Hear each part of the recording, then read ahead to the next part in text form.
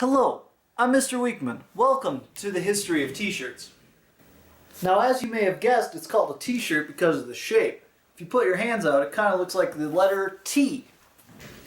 In the 1920s, t-shirts became an official word in the United States.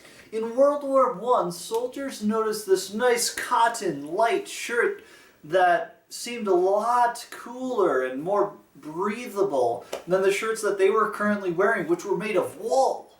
These shirts became official parts of the American soldier's uniform, and they were adopted into the general public as underwear.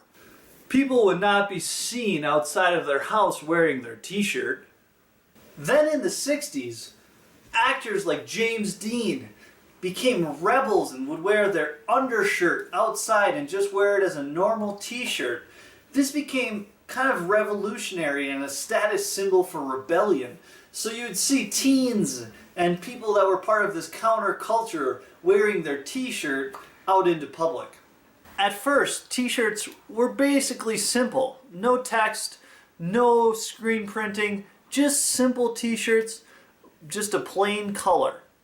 And then in the late 60s to early 70s, people started to tie-dye their shirts to make them bright and colorful, and that was kind of part of the hippie movement.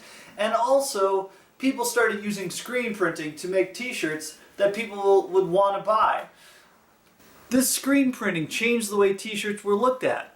No longer were they just simple things that you can wear. They were a status symbol. You could say something with the saying on your shirt. The shirt became a part of your style. Everyone became a designer by the choices that they made in the t-shirts that they bought. Now this really changed the industry, and it created this whole new business of screen printing and t-shirt design.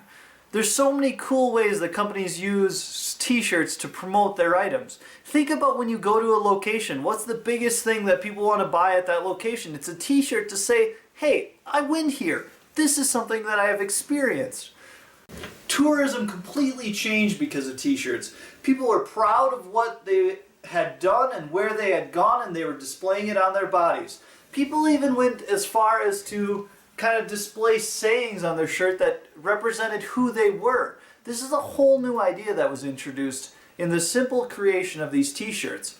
And it's just fun to think about how it's such a custom thing. We don't feel like we are too exposed if we're wearing a t-shirt. We feel most comfortable in t-shirts. If there's no one really that doesn't own a t-shirt. I mean, that's kind of the simplest part of your wardrobe that almost everyone owns, and almost everyone has all these different colored varieties. Now, I hope you've learned a good amount about t-shirts, going from the fact that they started as kind of like this war uniform all the way till today, where it's this billboard of design that shows who you are as a human being.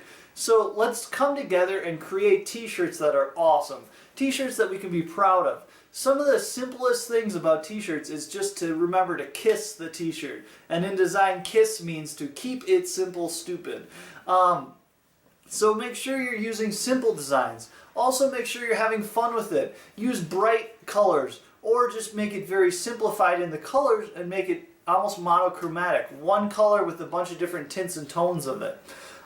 Enjoy creating your t-shirts and let me know how I can help you out. I really am excited to see how your t-shirts turn out, and I hope this history of t-shirt design has helped you get to know better the background behind what you're about to create.